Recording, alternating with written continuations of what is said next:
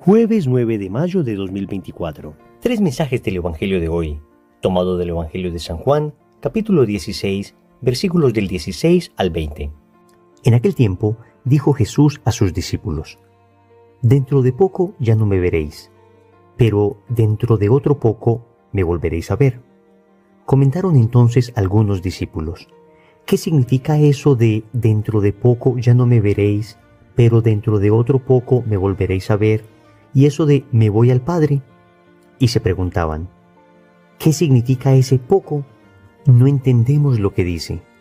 Comprendió Jesús que querían preguntarle y les dijo: ¿estáis discutiendo de eso que os he dicho, dentro de poco ya no me veréis y dentro de otro poco me volveréis a ver? En verdad os digo, vosotros lloraréis y os lamentaréis, mientras el mundo estará alegre. Vosotros estaréis tristes, pero vuestra tristeza se convertirá en alegría. Palabra del Señor. Gloria a ti, Señor Jesús. Queridos amigos, qué regalo de Dios tan grande tenemos al poder meditar diariamente su palabra.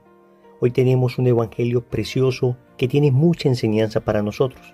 Vamos con tres mensajes. Primero, el Dios que se oculta. Segundo, no entendemos lo que Dios dice.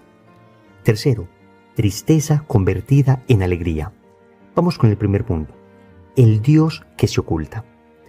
En el Evangelio, el Señor dice a sus apóstoles: dentro de poco ya no me veréis, pero dentro de otro poco me volveréis a ver.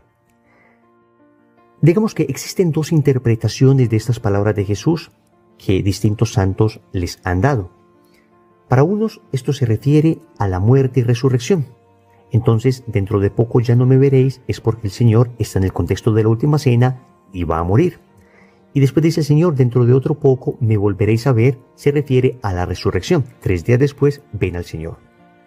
Otros santos han interpretado la ascensión y la segunda venida del Señor expresadas en estas palabras. Y así dicen: dentro de poco ya no me veréis, es decir, cuando el Señor suba al Padre. Y dentro de otro poco me volveréis a ver, es decir, su segunda venida. Ese poco sería entonces ya no los 3 días que duró Jesús en el sepulcro, sino el tiempo que dura la historia mientras Jesús está en el cielo hasta que baje en su segunda venida.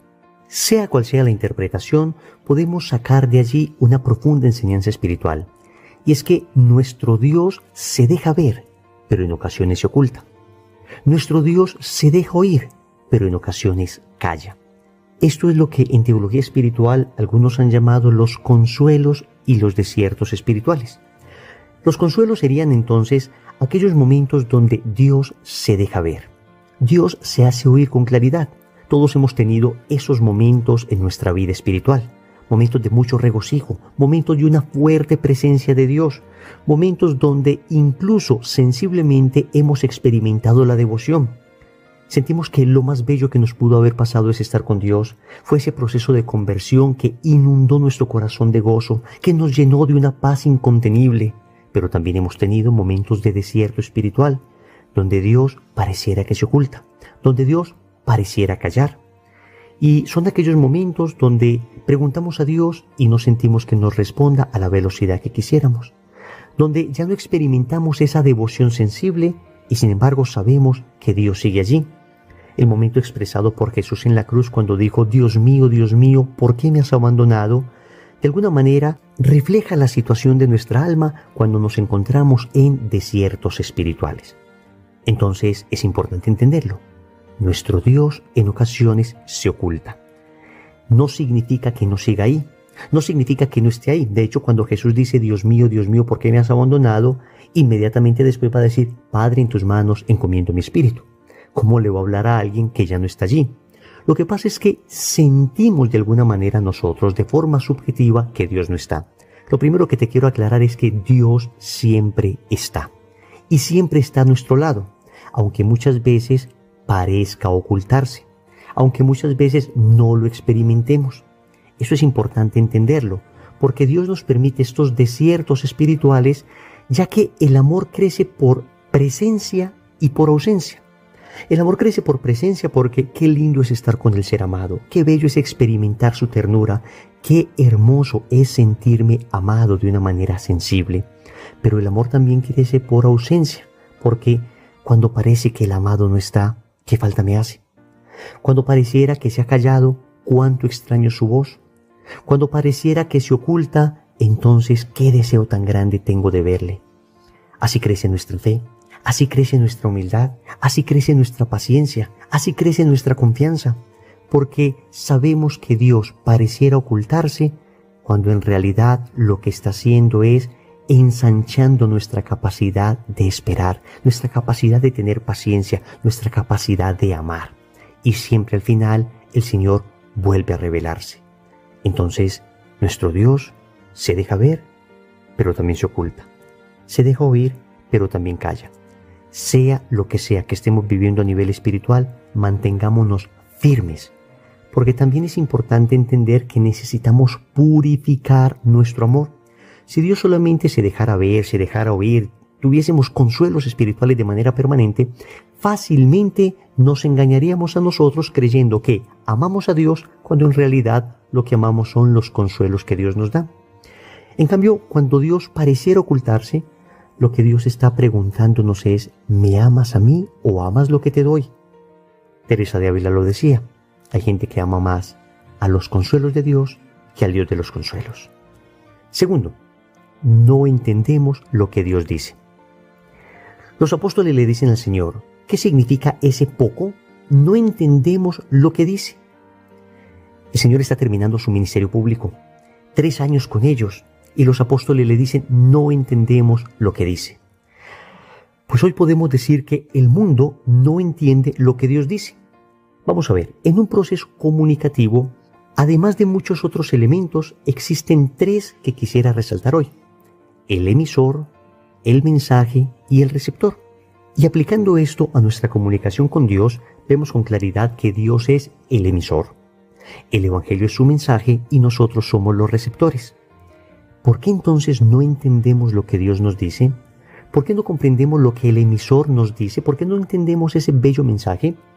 Lo primero que debemos decir es que no es un problema del emisor. Dios habla y habla con claridad.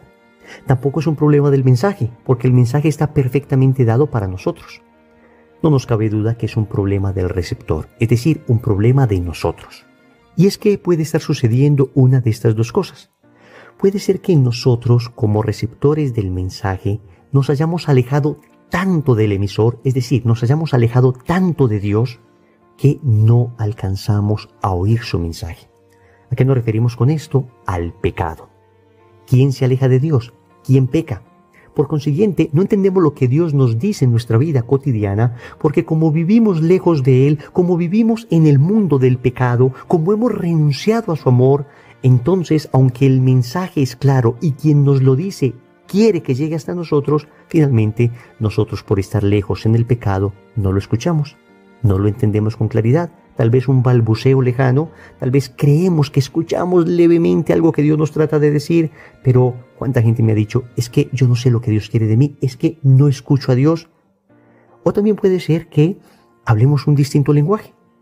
Puede ser que efectivamente estemos tratando de estar convertidos, tratando de estar cerca de Dios, mi problema no sea estar lejos de Él, porque trato de vivir en estado de gracia, pero me falta entender su lenguaje porque no hablo el mismo lenguaje de Dios. Y acá nos referimos a la falta de discernimiento. Conozco personas muy buenas, personas muy devotas, personas que aman mucho a Dios y sin embargo tienen serios problemas de discernimiento por mala formación o por haber recibido un concepto equivocado. Recuerdo nada más que esta semana estaba hablando con una chica que es bastante espiritual y sin embargo me decía que ella tuvo un proceso de purificación de su fe que la llevó a una fuerte crisis. Un tío suyo había caído enfermo de cáncer. Ella oró con mucha fe para que su tío se sanara y sin embargo su tío se murió. Ella me cuenta que esto significó una crisis muy fuerte para ella, no porque dejara de creer en Dios, sino que ella ahora lo ve como una purificación que recibió en su fe. Porque ella creía que tener fe es creer que Dios va a hacer lo que uno quiere, cuando en realidad tener fe es saber que Dios puede hacer lo que uno quiere si Él quiere. Es decir, aunque nosotros sabemos que Dios lo puede todo, cuando le pedimos algo a Dios siempre lo sometemos a su voluntad, porque nosotros no sabemos si conviene aquello que estamos pidiendo. Entonces, hablando con esa chica, me decía que en realidad ella pedía de manera egoísta la sanación de su tío porque ella quería que el tío estuviera más tiempo con ellos y sin embargo ella no había pensado mucho en su eterna salvación. Ella no sabía, por ejemplo, si este era el mejor momento para que él se encontrara con Dios, si era el momento donde más virtuoso estaba, si era el momento donde tal vez estaba en riesgo de perderse eternamente y Dios decidió llevárselo antes de que se perdiera. Vemos las cosas de una manera muy miope, vemos las cosas de una manera bastante humana. Tal vez cuando estemos en el cielo, muchas de estas cosas que no entendimos aquí en la tierra, allá estarán claramente reveladas. Allá las entenderemos, allá comprenderemos por qué Dios hizo esto o hizo aquello, o por qué Dios dejó de hacer esto o dejó de hacer aquello. Acercarnos a Dios por una parte, para poder escuchar más claramente su mensaje, y hablar el mismo lenguaje de Dios, es decir, aquello que nos enseña la palabra y sacarnos todas esas ideas equivocadas que nos hemos ido formando con el tiempo. Y uno de los mensajes que Nuestra Señora dio en Fátima hace ya poco más de un siglo fue precisamente ese llamado a la conversión, llamado a dejar el pecado, para poder escuchar a Dios con mayor claridad, para poder entender lo que Dios nos quiere decir. Y para ello nos invitó a orar el rosario todos los días y a hacer mortificación. Nos invitó a cambiar de vida, nos invitó a un verdadero proceso de conversión. Y ese mensaje hoy es más vigente que entonces. Hoy necesitamos más rosario, más mortificación y más conversión. Tercero, tristeza convertida en alegría. Concluye este evangelio con estas esperanzadoras palabras del Señor. Pero vuestra tristeza se convertirá en alegría. Y es imposible no recordar esas bellas palabras del Salmo 30 en el versículo 12, donde el salmista dice al Señor: tú has cambiado mi duelo en una danza. Me quitaste el luto y me ceñiste de alegría. ¿Qué significa esto? Que la persona que encuentra a Dios, o más bien la persona que se deja encontrar por Dios, la persona que se deja abrazar por Dios a través de un proceso de conversión, va a pasar de una vida de tristeza a una vida de alegría, de una vida de oscuridad a una vida de luz. En pocas palabras, de la muerte a la vida. Cuando encuentras al Señor, cuando finalmente te dejas amar por Él, cuando inicias un proceso serio de conversión, entonces adquieres la certeza de que todo está en manos de Dios. Recordamos las palabras de Nuestra Señora en Fátima, cuando nos dice: al final mi corazón inmaculado triunfará.